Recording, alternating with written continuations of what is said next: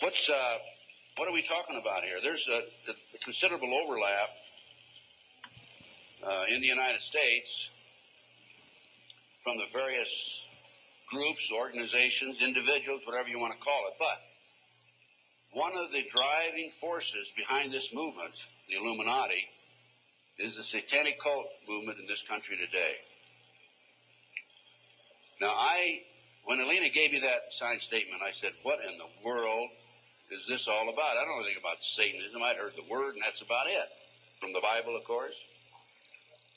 So I began my little journey forward. And one of the matters that I developed information about was an individual I learned about was Aleister Crowley. He likes to have his name pronounced Crowley to rhyme with holy. And the Satanists today, and for the number of years in the past, have basically used his philosophy and his writings as a guide. And so let's talk about some of his writings and teachings. And here we have of the bloody sacrifice.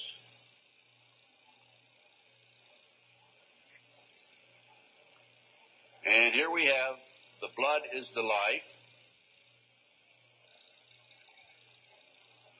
And here on page 94 of his book, it would be unwise to condemn as irrational the practice of those savages who tear the heart and liver from an adversary and devour them while yet warm. In any case, it was the theory of the ancient magicians that any living being is a storehouse of energy varying in quantity according to the size and health of the animal, and in quality according to its mental and moral character. At the death of the animal, this energy is liberated suddenly. The animal should therefore be killed within the circle. We're talking about the satanic circle, or the triangle, as the base may be, so that its energy cannot escape. An animal should be selected whose nature accords with that of the ceremony. Thus, by sacrificing a female lamb, one would not obtain any appreciative quantity of the fierce energy useful to a magician who was invoking Mars. In such a case, a ram would be more suitable, and this ram should be virgin. The whole potential of its original total energy should not have been diminished in any ways. And now listen to this sentence, folks, closely. Working, one must accordingly choose that victim which contains the greatest and purest force. A male child of perfect innocence and high intelligence is the most satisfactory and suitable system. We're talking about human sacrifices. There are, in my estimation, over 3 million practicing Satanists in America today. Now, how did I come up with those figures? I have informants. I have an informant in South Central L.A., population of 200,000, told me there are 3,000 practicing Satanists in that area. That's where the famous, well-known case, McMartin case on the preschool took place. I have an informant in Lincoln, Nebraska, told me 3,000 practicing Satanists. Lincoln, Nebraska, town of 200,000, South Bay area, Manhattan Beach area, about 200,000. How much time? I get more than an hour a day. So just crank up your cameras. Huh? I'm going to take an hour and a half. Okay? I'm going to take every minute I can give to you, folks, because you need to soak this into your brain. Iowa City, Iowa, town of 150,000. 100,000, 1,500 informants. That averages out about 1.5% of the population. Anyway, we're talking about human sacrifice. About 50 to 60,000 individuals are sacrificed every year. There are 8 basic satanic holidays. There are other holidays for the various covens, but there are 8 basic ones that they all honor. Now, one of the practices, this is another book of Aleister Crowley. One of the theories, we talked about human sacrifice, okay, there it is, right in their book. I mean, I didn't invent that. That's there. Another aspect of their religion, if you want to call it religion. By the way, the federal government does recognize the satanic movement as a religion. Yet in Linda's case, the word Satanism was brought up by her husband's defense attorney. They sealed the records, have not made it available, and when she writes to her children and says, believe in God, she gets a letter back from these people saying, you can't mention God in your letter to your children. That's just an example, okay? Okay, we're talking here about the 666. That's the beast. That's Aleister Crowley himself. Moreover, the beast 666 advises that all children shall be accustomed from infancy to witness every type of sexual act, as also the process of birth, lest falsehood fog and mystery stupefy their minds, whose error else might thwart and misdirect the growth of their subconscious system of self-symbolism. What we're talking about there is children from birth being exposed to sex. These people, the satanic movement in the world, has set up preschools throughout the world for the purpose of getting their hands on our children. The parents drop them off at 9 in the morning, come back and pick them up at 4, 3, 4, 5 at night. In the meantime, in many of these preschools, the children are exposed to sex from the time of birth. In Linda Wiegand's case, it's exactly what happened. These children have been exposed to sex from the time that her ex-husband got his hands on those babies right up to the present time. And I have a page missing, and I'll have to dig that one up some. I don't know what happened to that page. Maybe the Satanist got it. It may therefore be considered improper as a general rule for your sexual gratification to destroy, deform, or displease any other star. Mutual consent to the act is the condition thereof. It must, of course, be understood that such consent, and we're talking about sex now, is not always explicit. There are cases where seduction or rape may be emancipation or initiation to another. Such acts can only be judged by the result. What they're saying is, it's all right to rape somebody. I mean, if they don't consent, it's all right to rape them because it's for the cause. Let's talk about the McMartin case. In April 1985, authorities went to the McMartin case and looked for tunnels under the school. The children had said that they were taken into tunnels under the school. There was a chamber down there. They were sexually molested. That involved ceremonies, adults with robes, candles, chanting. Adults had no clothes on under their robes. And they were taken up into a tunnel and a triplex, a bathroom trap door of the triplex next door. They were taken out in automobiles. We're talking about 2, 3, 4-year-old children, folks. And prostituted in the community. The authorities received this complaint in 1983. They began their investigation. The authorities finally, in 85, went out and decided to look for the tunnels because they said the children were hallucinating. The children also said that they were taken by air up into a mountainous area where they were exposed to satanic ceremonies based on what they described, and brought back in time for the parents to pick up the kids. So the authorities didn't find anything. We're getting off. Pull those next slides.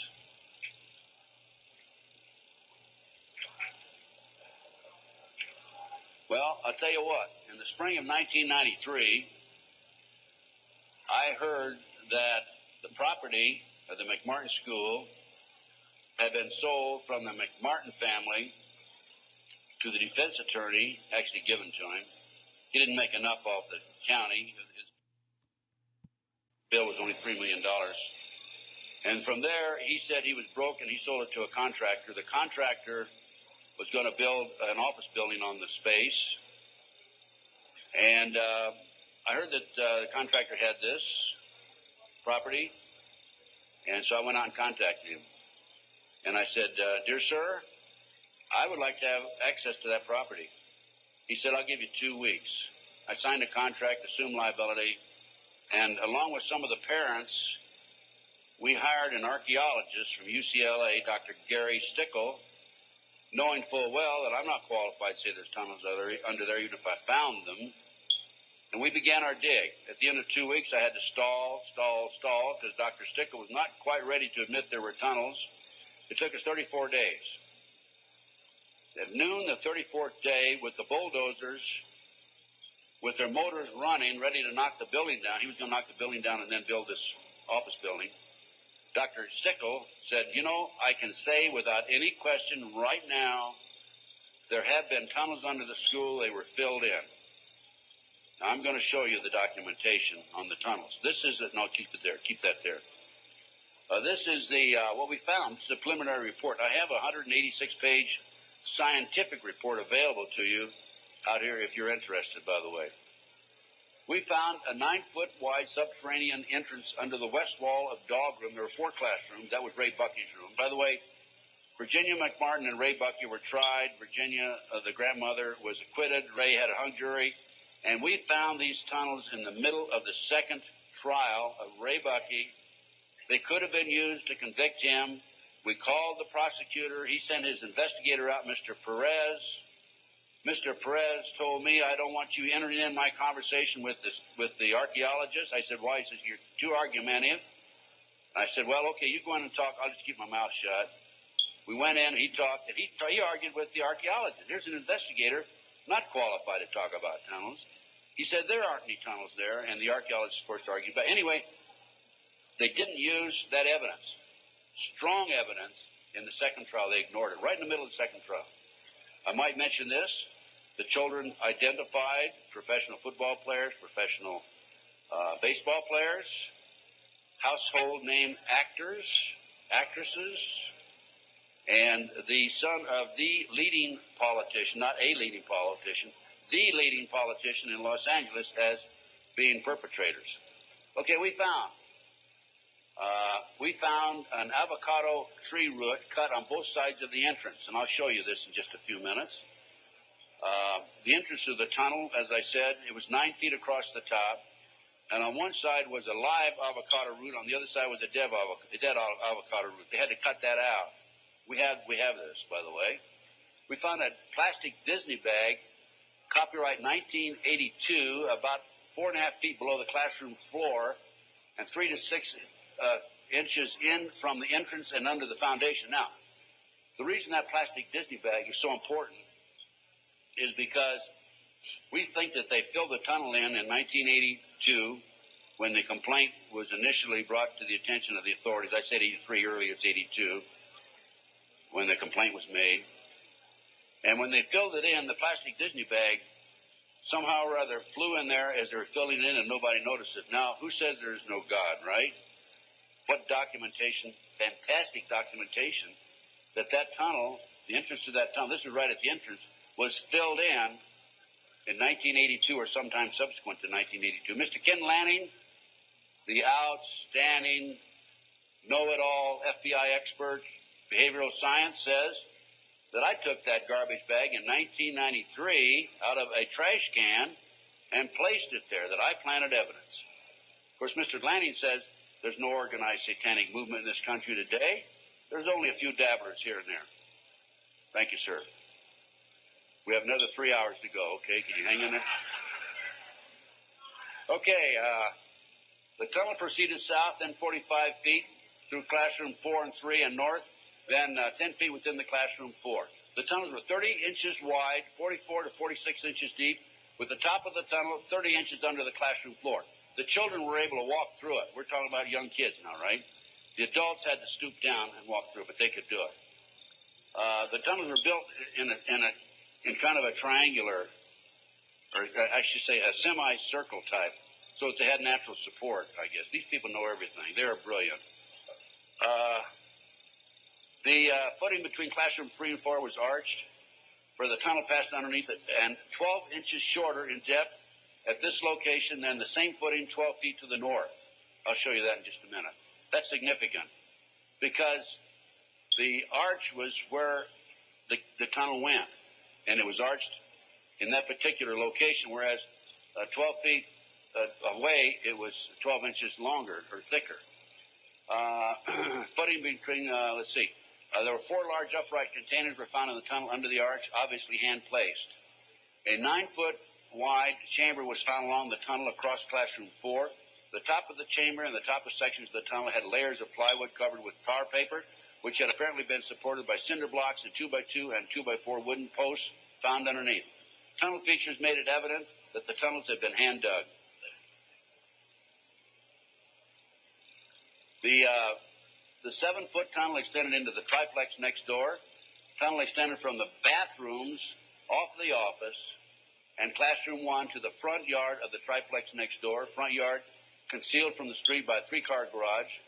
Children described the entrance and exiting tunnels in the triplex yard exactly where the tunnels and exit were found. A 39 by 41-inch area under a hole cut in this neighbor's bathroom floor had been excavated and subsequently tilled. Now, that was where the kids told us ahead of time that they were taking us up in a trapdoor in this bathroom. And there was a crawl space in the house about like this, and we got one of our skinny archaeologists to go in there, take pictures. The bathtub protruded underneath the floor of the bathroom. There was a bathroom in the back of the same building in another apartment. It did not protrude there. This was the space we're talking about, 39 by 41 inches. Just enough room for a kid to come up and be taken out. Other significant facts, small white plastic plate with 3 pentagrams, hand-drawn on the top of the light green paint, was found by the archaeologists. Pentagrams were hand-drawn by an adult and not part of the manufacturer's design. Many other artifacts were found whose analysis will be released upon completion of the test. The analysis has been released. That's the scientific report I told you about. No doorknob on classroom 3, only a dead bolt lock. Each classroom had an on and off switch which was labeled fire alarm. The system did not connect to the fire station but was used as an alert within the school if somebody came around. More than 2,000 artifacts were found under the school floor, including over 100 animal bones. Due to the constraints and time constraints and so forth, we had to discontinue the process on noon the 34th day. By the way, this cost us, a lot of people donated their time. Still cost us money. Cost us between $55,000 and $60,000. I personally put in $17,000, which I ended up, in many instances, paying over a long-term period payment plan. This is a floor plan of the whole lot. There is, right there, the building itself. This is the entrance, the concrete slab, a vacant lot there. This is a yard. And here's the avocado tree we're talking about. And here's the entrance right there. Now here is the tunnel. It came in here, extended here, and here's the chamber across here. We think, but didn't have time to explore this. The tunnel went up here. Now we definitely were able to come up with it here, right here. And it came into the bathroom over here. Okay. There's the entrance. 9 feet across here. I'll show you a diagram in a few minutes. There's the avocado tree. Those roots are live. Over here, we had a dead avocado root. Okay, next. There's a plate that was found in the play yard, buried about 6 inches under the sand, with the pentagram on it. That's right. And here's a diagram of the tunnel. This is the entrance of the tunnel. Now, that's the floor, the footing for the classroom 4. Here's the plastic Disney bag was located right there, partially under the footing and partially out. And this AF means artificial fill. And this was the shape of the entrance. Okay.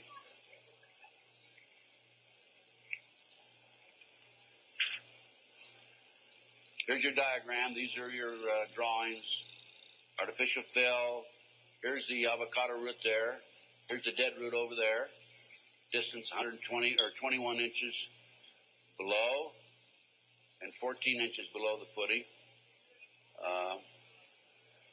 There's the avocado root there, live avocado root. And these are all diagrams by the archaeologists. Good documentation. There's the roots themselves. That shows you the size, 2 centimeters. Next. There's the plastic Disney bag. Turn it over. There's the plastic Disney bag. Disney, classroom 82, 83. Sandwich bag. It was a sandwich bag. This shows the arch of the tunnel. Now, the school was built in 1966, which means the foundation was laid then. And here's your arch. And this is from classroom 4 here into classroom 3 over here. And it was 12 inches higher over to the left. Go ahead. There's yours truly looking up. This was in classroom 4, as I recall. And this is where the tunnel extended, right along here. Now, the reason the tunnel's been filled in, you have to understand that. And the reason the archaeologists could say that they were filled in is because the texture of the dirt that had been filled in was different than the natural texture. Okay. Just turn it off for a minute. In addition to the tunnels, I developed information that an abandoned satanic site was in Crestline, California. Crestline, California is in the mountains. The kids said, remember a few minutes ago, they were flown by jet, they didn't say jet, into the mountains. There's an airport 10 minutes from the McMartin Preschool. It's Hawthorne Airport. There's a landing strip in Crestline. I heard about this abandoned satanic site, and I went up to the site, took pictures. And this is by the way, before I go on with this, I called the prosecutor in the McMartin case. And I told her, hey, I think I know where the children were taken. If they weren't, it's certainly worth looking at.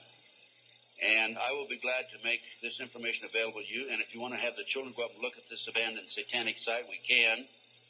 She said, we're not interested. They weren't interested in hardcore evidence, the tunnel. They weren't interested in this abandoned satanic site. Go ahead. This is what we found. 666, one of the satanic signs. That's a stone on the site. The house had been up here. The day after the McMartin case broke in the news, the house burned to the ground. And it was here. The street's on the other side of the hill. You cannot see the site, this area down in here, from the street. You have to go in, would have to go in through the house and come down. And this, you can see it's quite elaborate. There's my associate, Judy Hansen, who works with me in L.A. And next. This is looking at the opposite direction of the picture we just took. And you can see there's San Bernardino down in there. And you can see that on the side of a mountain like that, nobody's going to find it unless you fly over with a helicopter. That's probably an altar, flattened stone. Also an altar, another altar that had been broken. This is, of course, you recognize the star. Now, this is a satanic symbol. Put the next one up. Hold the first one. There it is, right there. Put the first one back on. Now overlay them. Turn it around, that away. Okay, any question about that, folks? No. Well, let's read what that says. Asmoday. A strong and powerful king appears with 3 heads, the first like a bull, the second like a man, the third like a ram. He has a serpent's tail, the webbed feet of a goose, and he vomits fire. He rides the infernal dragon, carries lance and pennon, and is the chief of the power of Amaman. He must be invoked, be bareheaded, or otherwise he will deceive. He gives the ring of virtues, teaches arithmetic, geometry, and other handicrafts, answers all questions, makes men invisible, indicates the place of concealed treasures, and guards them if within the domain of the Amaman. Oh, what do we got here? Another satanic symbol. You think that wasn't a satanic site? Overlay it. Okay. Is that it? The other way around, isn't it? Yeah. Flip it around. Okay, there you go. Okay, now let's read what that sign means. That is the seal of Amsman scale. I guess no, that's the wrong. That's the one before. Belial, a mighty king created next after Lucifer, appears in the form of a beautiful angel seated in a chariot of fire and speaking with a pleasant voice. He fell first amongst the superior angels who went before Michael and other heavenly angels. He distributes preferences of senatorships, causes favors of friends and foes, and gives excellent families. Familiar? He must have offering and sacrifices made to him. Next. And there's another satanic sign. I couldn't make that one out, so I couldn't match it with anything, obviously. Here's some ovens.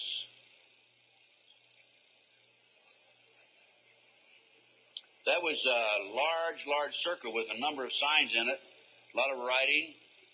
We couldn't get up high enough that we could take a good picture of it. Next.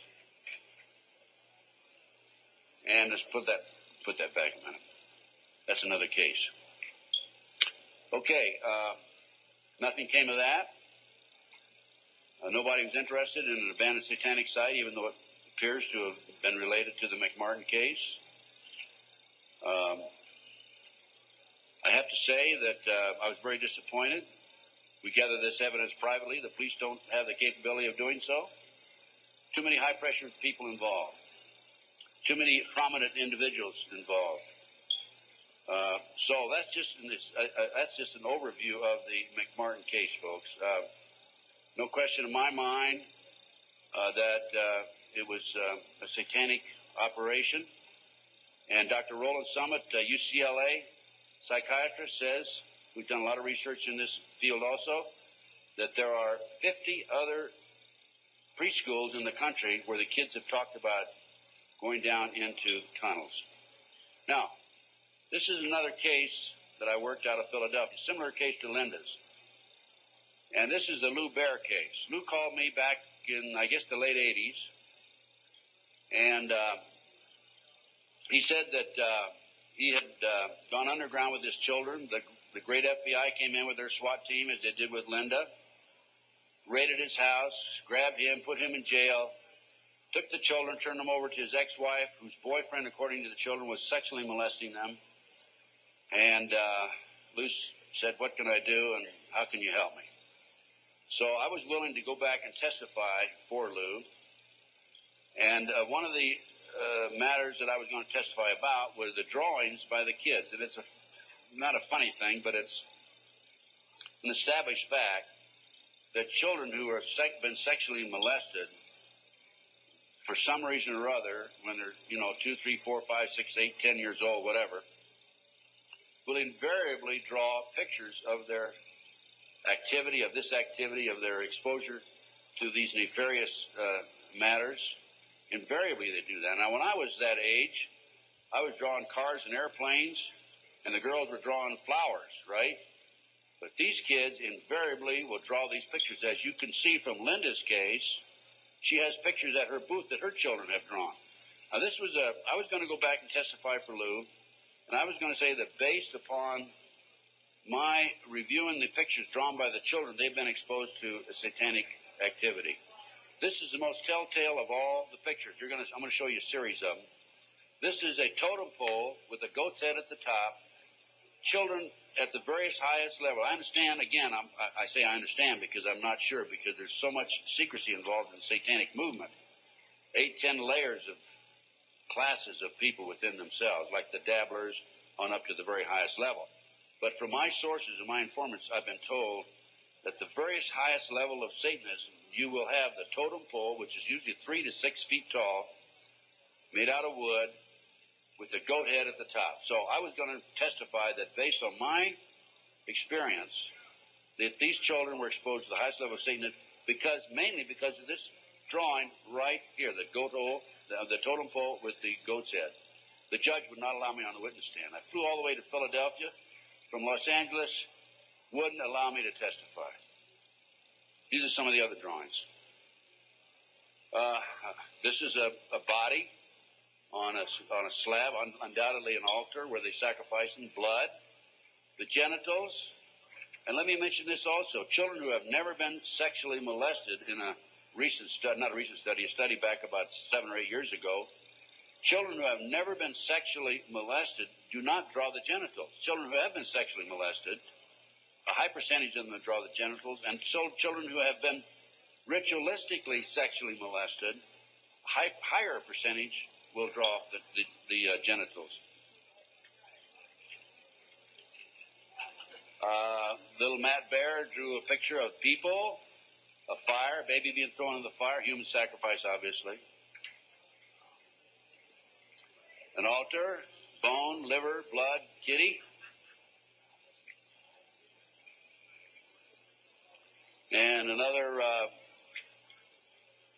ritual ceremony. Here's trees, people, fire.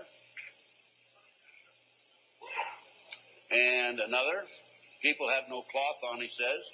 Table, knife, devil. Okay, that's the Lou Bear case. Now, I think we're going to we got just a few more minutes, and I want Linda to take the podium, talk about her case. But I'm going to run through these next slides real fast, Linda. 100,000 children disappear every year per Reader's Digest, July 1982. Next. This is the official U.S. Customs report that establishes that great CIA, under the name Finders, a covert operation, is involved in the international trafficking of children. It's about 9 or 10 pages long. We'll just flip through the pages. If you want to take a look at this report, go to my table and take a look at it. And if you want, please buy it. It's $10. Make copies. Get it out to your friends. Okay, keep going. Just go real quick. Keep going. Go to the last page. Just flip them and then just go to the last page. That's how long it is. Keep going. And some more. That's it. Okay. The way this case came about is a group of children were seen in a park in Tallahassee, Florida in 1987. The police were called. The men were well dressed. They had a van. Police came out, talked to the kids. The kids said they were en route to Mexico to a smart school. And the police traced that van back up to the Finders in Washington, D.C. They raided the Metropolitan Police Department, raided the Finders headquarters and also a warehouse. And they found all this paraphernalia. They found information about international trafficking of kids all over the world. The Finder, based on my research subsequent to that, again, CIA covert operation. The customs agent was called into it because of the possibility of pornography, and I guarantee that there was pornography involved. Guarantee, okay? Now, this report, this was his report. Again, this is available, Missing Children, $10 in my booth. This report is the final interview by the customs agent when he attempted to go over and get more information than he'd already developed. Okay, let's just go over this. Leave it there. Yeah, leave it there. Okay. April 2, I arrived at the Metropolitan Police Department at approximately 9 a.m. Detective Bradley was not available. He was the detective who was supposed to help him. I spoke to a third party who was willing to discuss the case with me on a strictly off-the-record basis. I would advise that all the passport data had been turned over to the State Department for their investigation. They found passports in the van.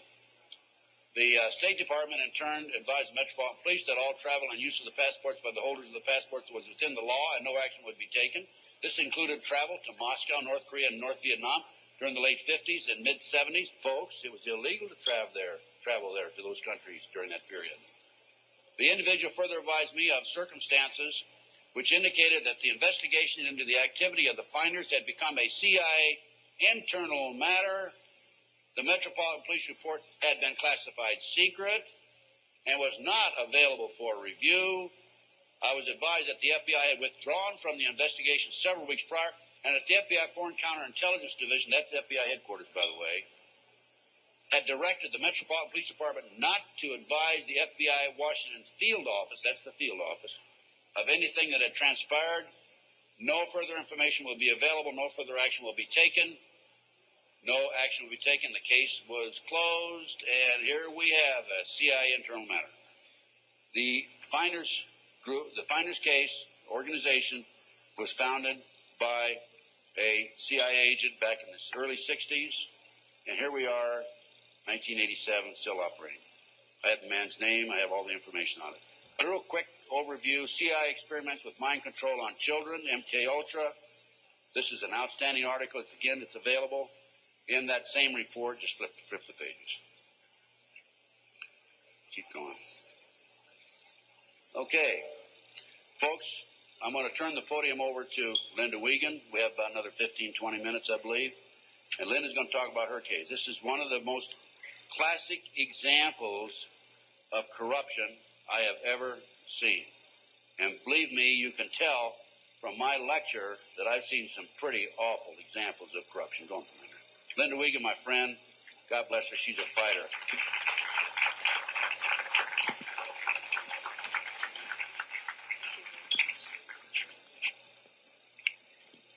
Thanks. I'm here to tell you I'm a living, breathing example of what happens when a satanic cult abuses your children.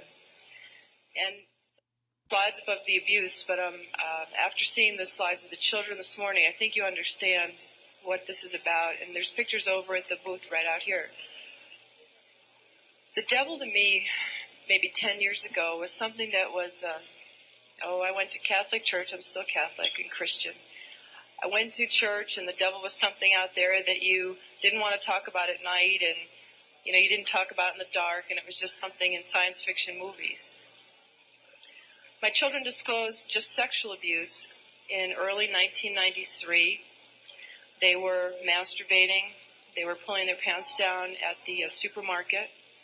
They started having oral sex with my St. Bernard, inserting pens and pencils into the dog's rectum. The behavior got worse and worse and worse. I woke up one morning. I don't usually talk about this stuff. I woke up one morning to the bread, the butcher block that you cut bread on, because I'm a vegetarian, so it wasn't a butcher block. And there was a huge bread knife in the middle of the butcher block with a big pool of ketchup in the middle of it. And that was on my kitchen table. And I said to my children, what is this? Who did this? What does this mean? And my son John said, Mom, this is some of the things that we have to see and that have been done to us. I knew I had a big, big problem, and I had no idea what it was called. I called all over the country. I had children's drawings for the police. My husband was under arrest for sodomy and oral sex with my children. And I had all kinds of drawings that had circles and people with, there was black candles always in the middle of these tables, and all this oral and anal sex pictures. And I went to the Catholic Church, and I said, I don't know what this is, but it seems to me these drawings are significant. There are all kinds of symbols I don't understand, and devil heads and goat's heads, and I had no idea I did not know what satanic ritual abuse was. Church asked me if I ever had a psychiatric exam. And I said, actually, I'm completely sane. I just know that there's symbols in these pictures. No one would help me. Even though there was a prosecution going on, they said if you ever bring up satanic ritual abuse, your credibility is lost and you'll just be a kook and it doesn't exist and it's not organized in America. Just focus on child sexual abuse. So I took my children to a child sexual abuse hospital. And while they were being treated, and I had legal custody of my children, and my husband and his lawyers and the judge found out my children were in an expert hospital, I confiscated my house, everything I've ever owned, from my baby pictures to my clothes. I walked away with literally the clothes we had on our backs. Took my cars, my federal post office box mail, my income, my assets. I lost everything by taking my children to an expert on child abuse.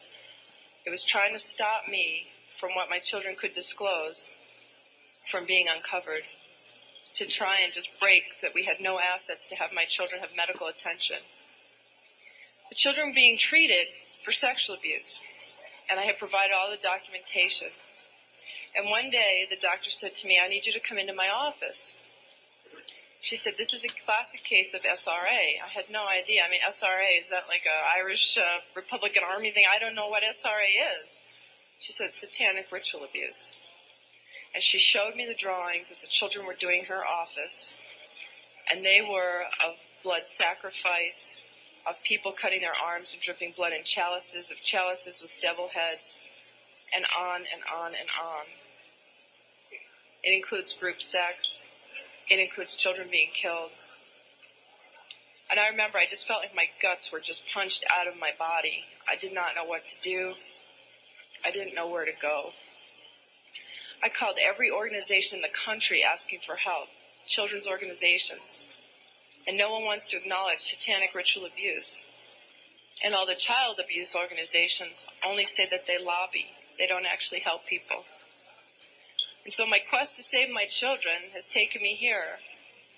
And as a consequence, and I can tell you here today, there are other mothers who are here today to ask me for help who have children that were victims of satanic ritual abuse. And it's really hard for me because I'm only one person, and my life has been annihilated, although I have to say it's being rebuilt for the better.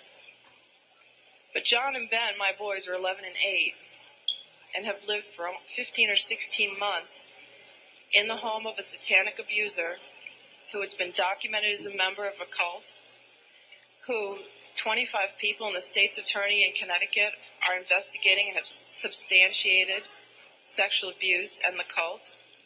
And yet the governor and no one has been acting to protect my children. So it makes me wonder just how high this goes.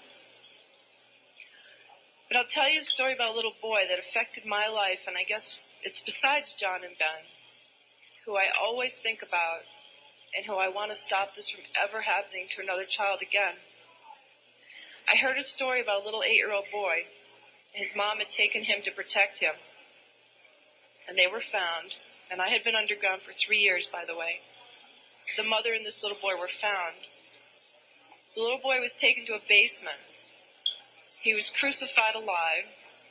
First he was skinned. When they torture the children, it causes a physical reaction of the endomorphins in your body to just increase because of the terror and the pain. So when the Satanists drink the blood, they actually get like a chemical, a high, like a drug high from the blood of a tortured victim. And this little boy was found in the basement dead, with no blood, skinned alive and crucified. This cannot happen to any more children. I can't do it alone. My children are there. It's really hard. I need each one of you to know this is not a fairy tale. This is not something out of science fiction. I was a mom who ran a charity and baked oatmeal cookies for my kids. And because my children are victims, I have to stand here and I have to tell you these horrible stories. And I could tell them all day and all night because both Ted and I get letters and calls for people begging for help all over the country right now. And the only way we can help them is to help save John and Ben first, set the precedence. We will not tolerate this anymore, not only to the children, but to our own lives. And we will not tolerate this. We must stand together. And I ask you to please, especially prayer and donations and letters, and help me save John and Ben. And then the rest of us are forming a task force to go around the country and start saving everybody else. Thank you very much.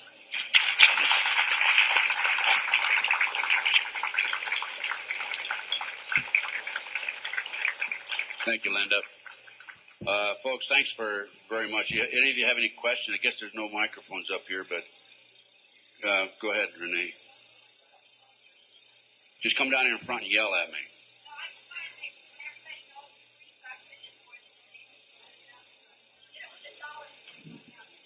It's immediately behind this curtain on the left, and if you can just go put a few dollars in the basket there, it'll help. What we have now is we have a team of investigators organized in Connecticut. Many of them are working on a voluntary basis. Some are charging a minimal amount, the discount rate. We have attorney fees. We have filing fees to file the civil rights federal violation case against the 4 judges. And the state of Connecticut, which was filed here about 10 days ago, cost us $1,000. We served the 4 judges, 2 attorneys, and the governor with letters just about 2 days ago telling them unless they release the oldest boy back to Linda. By the way, this boy is not the biological son of the ex-husband. He never adopted this child. Unless they release this child back, we're going to file criminal felony charges against the judges and the governor and others in the state of Connecticut. And we're not kidding. We're going to do it, okay?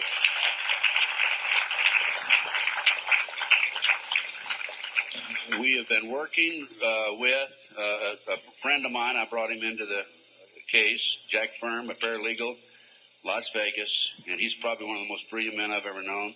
He's doing circles around these attorneys who have taken thousands of dollars, by the way, and he is really responsible for what's happening today more than anybody else. We're all a team, but still, he's the one main man in the arena as far as the law is concerned. Any other questions that we have? Yes, come on up to the microphone, please. Come to the microphone, because they need to get this recorded. We listen to your stories, and we wonder if this happens to us or our family or anything. Where would you go, and who would you go to? You quit the FBI. Terry Reid quit.